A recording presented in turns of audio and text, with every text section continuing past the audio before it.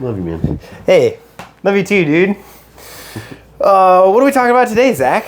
Space. The final frontier. That's what I was gonna say. The final frontier. Yes. In the premise of hypnotherapy. Yeah. Unpack that for me. Well, we were just talking about this and thinking about it, and we both had opportunities recently for real, true space to be created for us. And I think that it's so applicable to hypnosis. And the underlying premise is, I think so often, especially in counseling, what we do is we bring structure and we bring order, and that's good. But it oftentimes like smushes or like suffocates the work that we're already doing as clients know. And really what so many people need in a therapeutic setting is just to have the space to do it by themselves. But then again, like another topic that we were talking about is like what do words mean, and which is actually pretty applicable there, because we say like, oh, I need space. What does that even mean?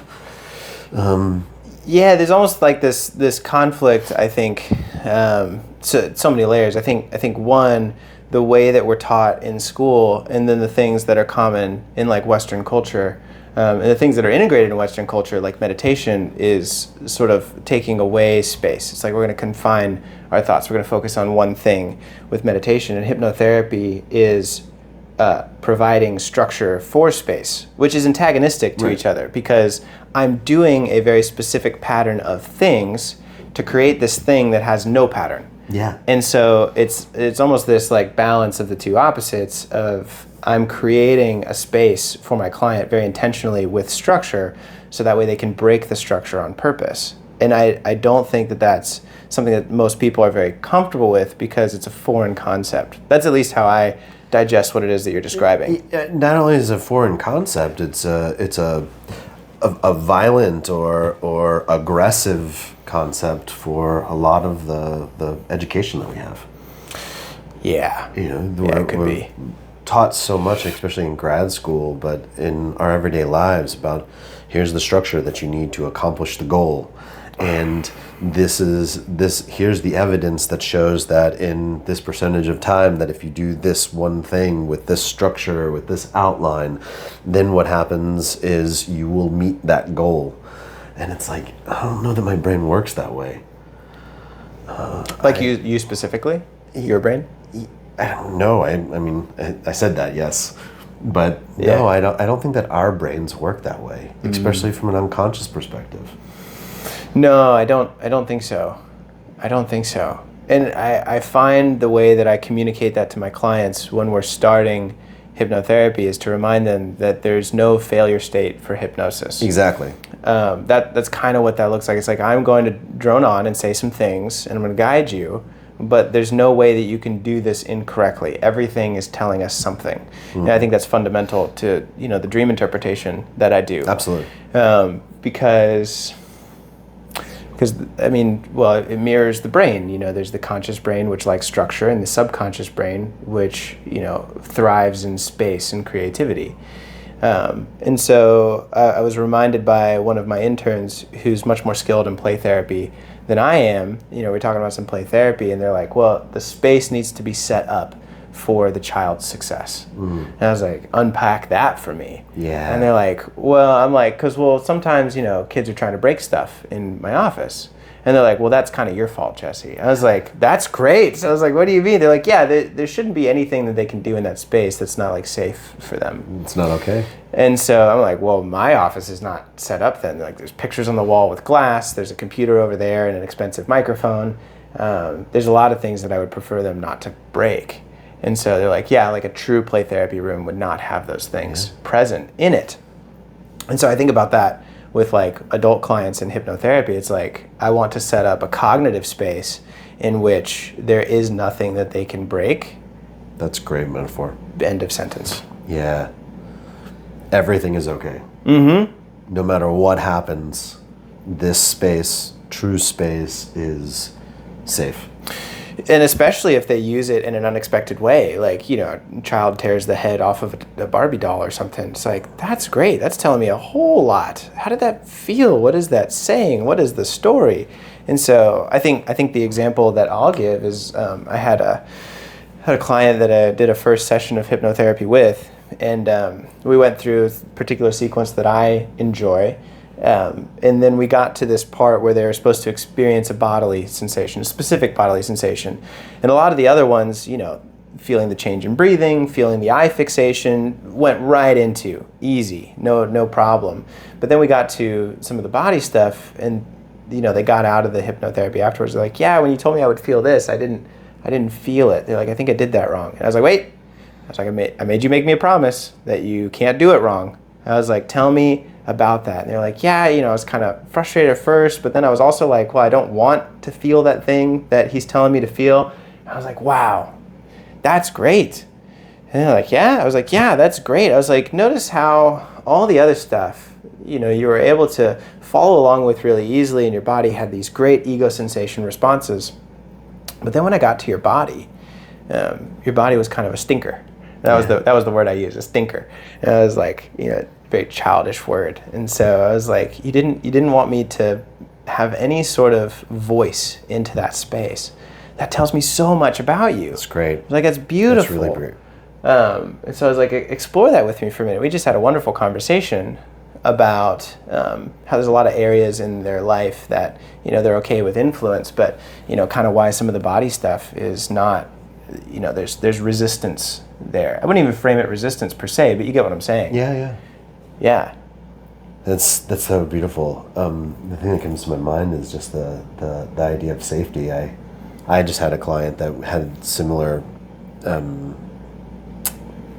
reaction to, and the client came in just like ready to go, angry, frustrated, and they paraphrasing, but they were just like, I'm feeling all of these bad emotions.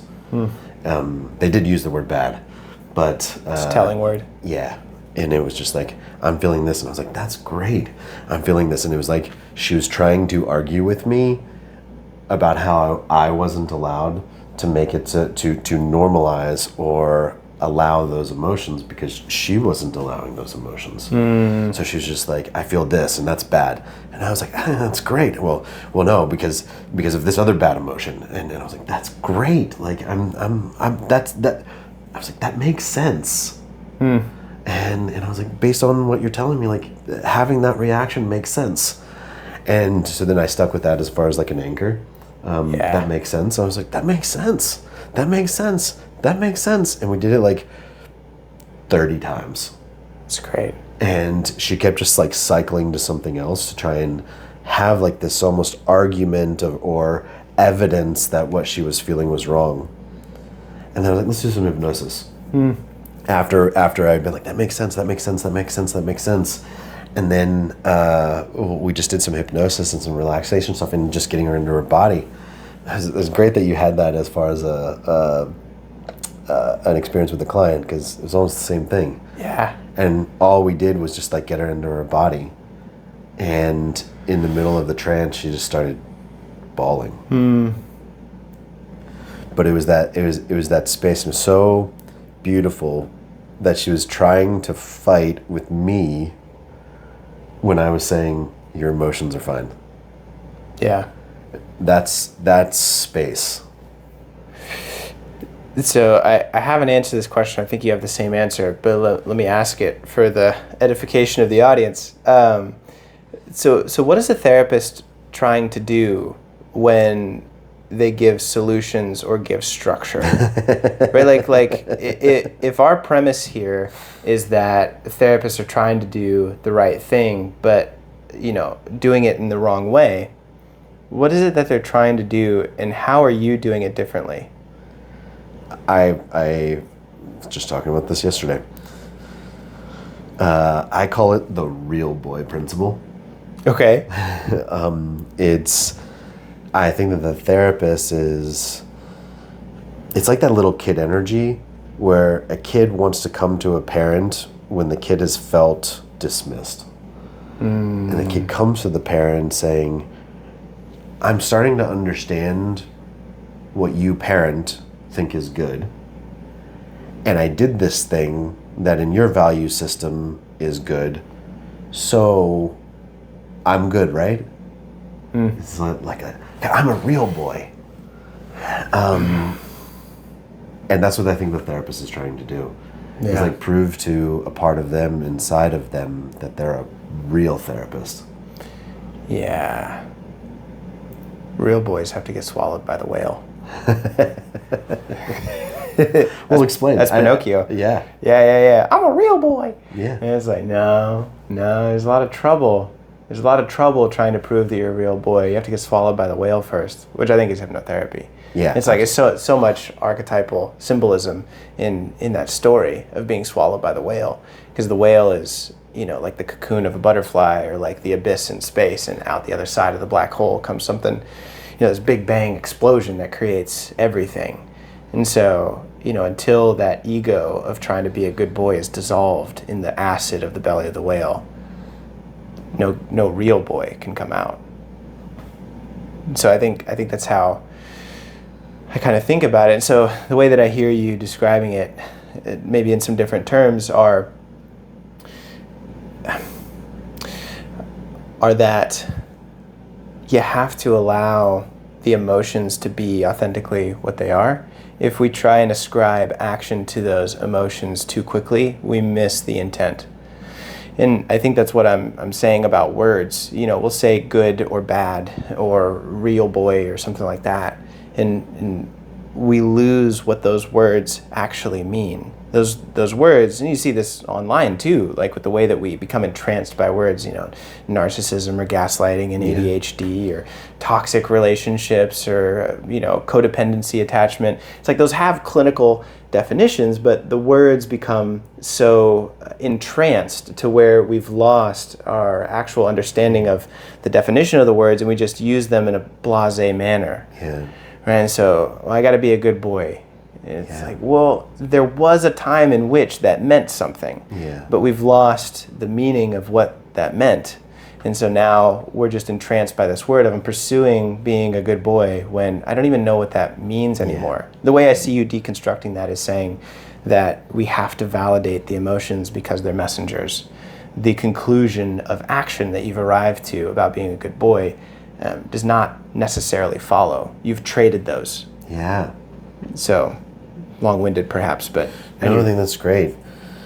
A couple of things come to my mind. I think that's your answer. Yeah. Your answer to the question that you asked. Yes. Yeah. What is my answer? I think it's a tough question. So, why do you think that therapists get so stuck on that? I think that they do. Well, it's a unique relationship with the client. And I just explained this in a supervision right before we started this podcast. If you can imagine kind of this point, the client comes in, or the person that you're talking with, it could be a friend, comes in and they're like, this is the problem. I need to do this perfect. Help me get to perfect, right? Here is the trajectory up that I'm trying to get to. But therapists tend to be very empathetic. That's why we get into this position. And so this is the tricky thing. The client will tell you what they need and entrance you on a false premise. Yeah. So they're like, in order to be healthy, I need to do this. But this is based on a false belief that they never tell you. Yeah. And they so, may not know. Well, they usually don't know. Yeah, absolutely. They don't tell you because they don't know. That's why. And so the therapist, being empathetic, is like, oh, I see you in distress and I see that you want this thing. Let me help you get that thing. For example, I want to be a good boy. I'm not a good boy because I do this thing. The therapist then gives that client tools in order to be a good boy, not realizing that they got sucked into the client's trance and are now reinforcing the traumatic belief to get them to this. So it's like a triangle, right? Instead of addressing what the client wants you to give them, you have to go back to the false belief developed through trauma and address the false belief. I know you want to be a good boy, Zach, but that's not the direction I'm going to go. Why do you need to be a good boy, and why do you believe that you're not a good boy already? Yeah. I'm not going to give you more tools to shackle yourself to the lie that you believed developed in the depths of trauma. So what you're saying is that everybody that, all of the therapists out there that get stuck in the trance of the client needs to take the trauma-focused hypnotherapy class.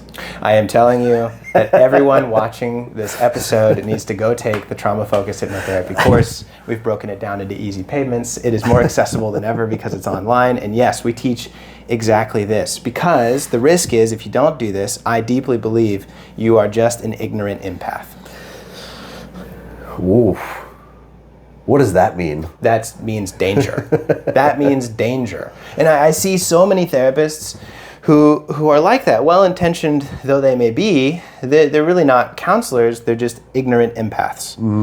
And so they feel deeply with their client, and they see what the client wants as the solutions and the tools to achieve their goal, without recognizing that there is a false belief developed in the core of trauma that has propelled them to want those things. Just to be clear, how apologetic are you for those shots that were just fired? 0. Great. I may be being light, actually, so it may be negative. Negative 100%. Negative. Yeah, I really do believe. Well, and it frustrates me so much. I'm going to get on a soapbox. It should. Because then clients come to therapy and they meet, the 9 out of 10 therapists who are ignorant empaths. And they're like, therapy didn't work for me, I feel worse. Yeah. And then they give up on therapy. And it's because this stuff isn't taught. And so, shout out to those who have made it out of that, 9 out of 10 trap.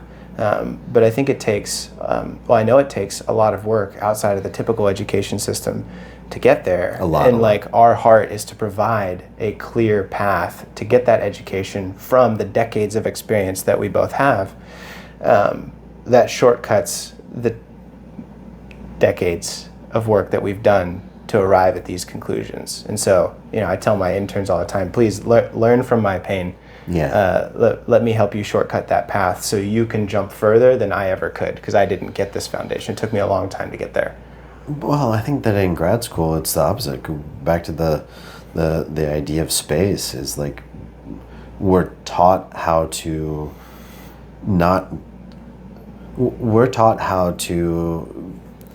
reduce the amount of space that the unconscious mind can do its magic.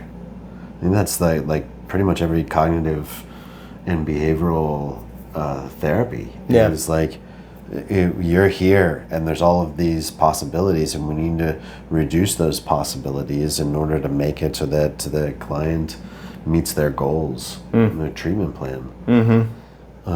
Instead of becoming a whole person, which becoming a whole person, as Jung called it, individuation, it's the process of actually expanding and being more. Like, great quote from the all-wise philosopher Instagram Nice. was like, if I'm too much, you need to find somebody that's less. And I think that's kind of one of the goals maybe we should have for our clients. Not kind of, absolutely one of the goals that we should have for our clients in context. Again, what does space mean? Because there's so many times when somebody's just like, oh, I say what's on my sleeve. And it's like, no, you just regurgitate your trauma. Yeah, you're just kind of a jerk, actually. That's not space. Yeah. It's the ability to be all of the things. It's the insight to know, like, I am not just this dichotomy. I'm this, I don't even think this is a word, but I am this multiplicity. That's a word. Oh, good. Yeah. Thanks. Yeah. It's a good word. Yeah. Yeah. I don't have anything to add to that. That's great. Yeah. Well, I think the question there is, and I understand the semantics behind this. Okay. Because I'm creating the problem at the same time I'm asking the question. How how do we create a structure for creating that space? For me, it's disentangling. I think the subconscious and the conscious get entangled to where we assume that the emotion or the word or the experience means something necessarily when it does not mean something necessarily. But I need steps. Yeah, so I think for me, and this is something I'm actively working on right now that will be an additional course that we'll have alongside of TFH. It would be probably like a 3-hour lecture of the 4 steps to disentangling. And so I do believe there's 4 steps. I mean, it's so much it will take 3 hours to explain, but I'll give you the steps because it's going to take 3 hours to explain it. You're not going to get it from this itself. But you have to go back to the experience. You explain the experience, identify the core emotion, step 2. Step 3 is identify the core lie. And then 4, institute a replacement belief. That's the disentanglement process, because we go from experience to false belief. Right. And we make that jump rather than breaking it down into pieces. And so for me, I'm curious to hear your answer to this question, but for me, that's what that disentanglement looks like. It looks like going back and doing those steps: story, emotion, core lie, replacement belief. And for me, that is the structure of space, right? Yeah, By providing this very specific structure, 1, 2, 3, 4, I'm allowing them to break through and create this space to go back and really re-story what they felt, experience the emotions, and arrive at a healthy belief rather than a false belief that just, if I feel this, I'm bad. That's too fast. We miss so many steps. And I'm saying this a little bit, I said that, and we'll say that, continue being a little bit facetious, because we get this so much, right? Yeah, The average intern's going to respond to that, but with, but how? I need more of a structure. I need more of the cognitive brain in order to be able to understand how to do that. So tell me how. Yeah. Give me 3 hours. Well, I'd be willing to put money on the fact that even in those 3 hours, and the reason why it's going to take 3 hours is because you're working at describing a different mindset to the situation rather than actually giving the structure that as therapists we're so used to getting from a textbook. Yeah. And I think that, not knowing everything that you're going to say there, but there's an aspect of it that's like that intern, because there needs to be a mind shift. Again, because we're taught how to squish that space.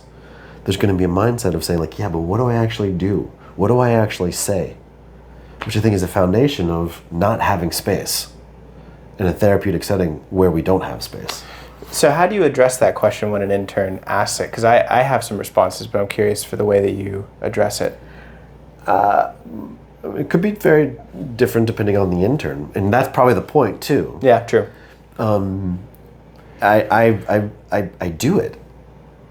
I just, when we get into that wrestling match, I just do it. And I create space for them, therefore giving them the experience, usually also in the body, but mostly in the unconscious mind of, you can't do it.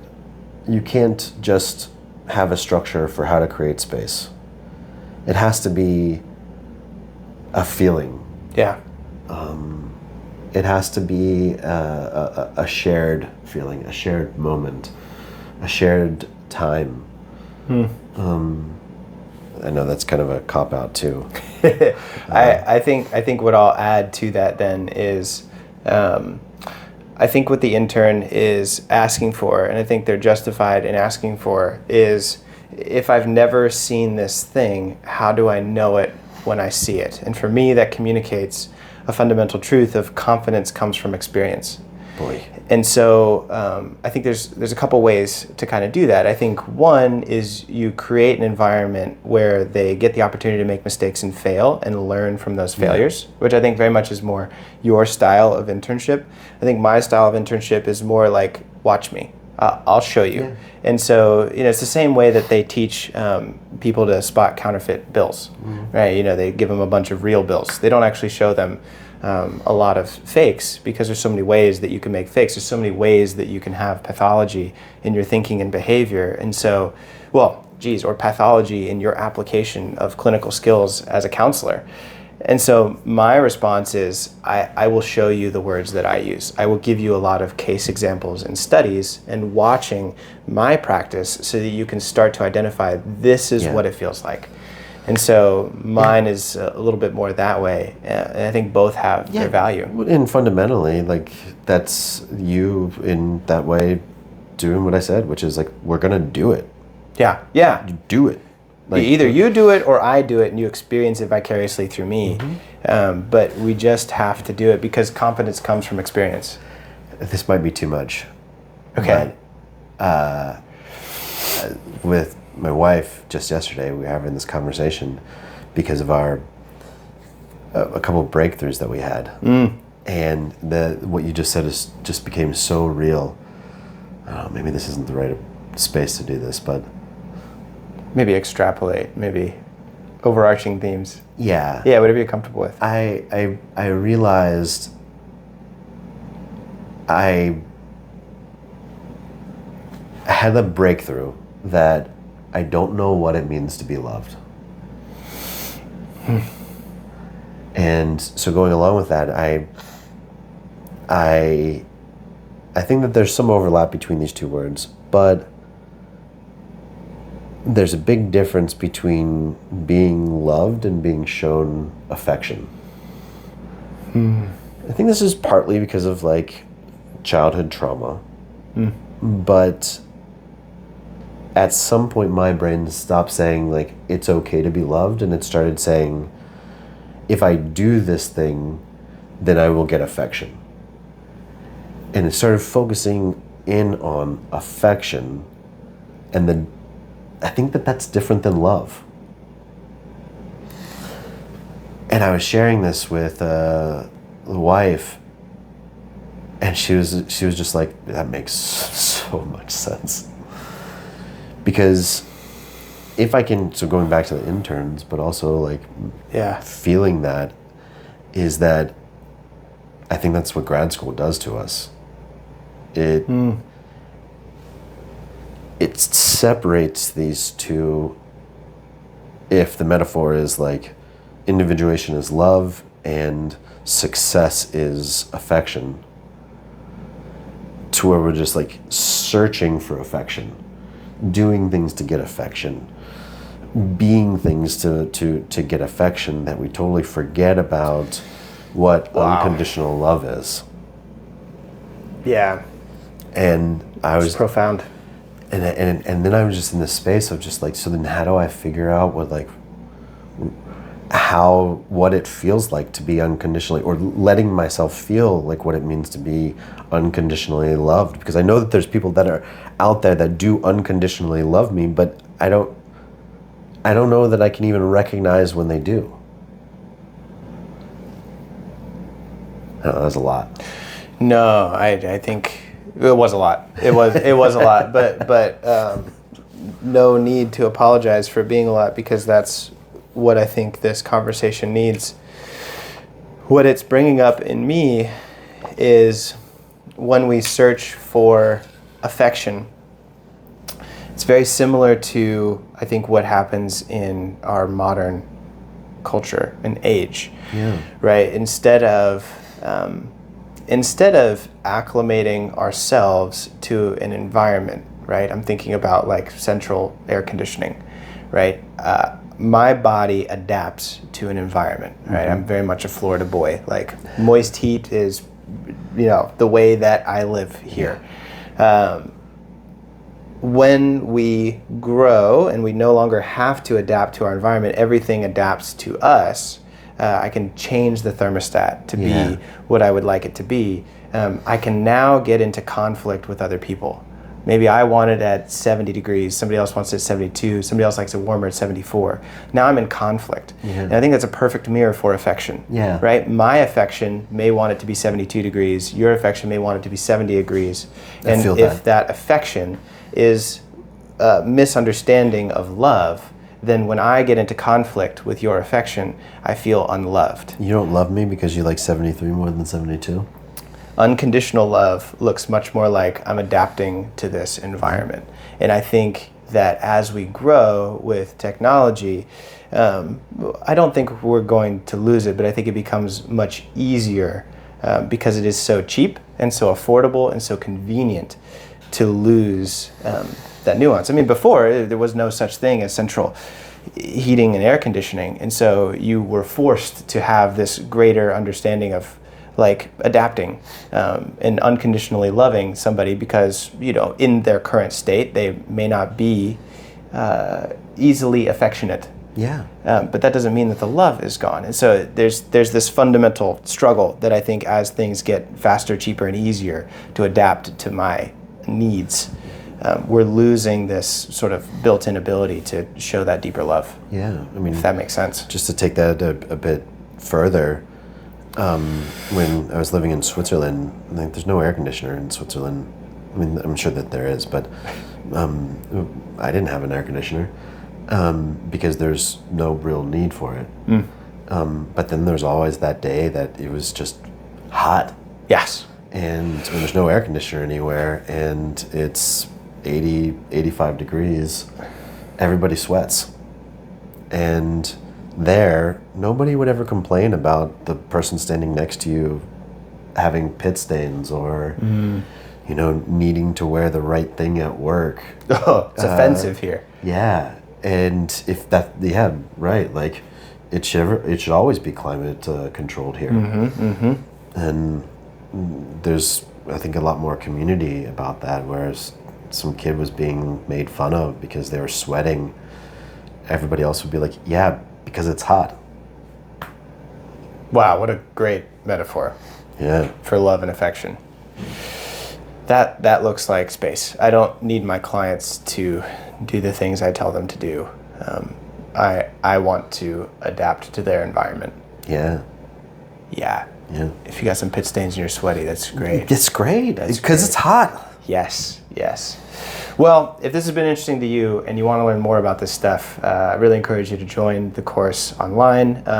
This is recorded in the year 2025 in July, and so the bigger it grows, the more energy we put into it. The price will probably increase again in 2026. So don't wait. Join in because once you're in, you do get lifetime membership for all the stuff that we add and continue to grow. So let us know. Do you agree, disagree? You have some other things that you think we missed or should add to the conversation? Join the conversation on Discord and hop into the community at Trauma Focused Hypnotherapy. We'll see you next time. Sound good? Bye. Bye.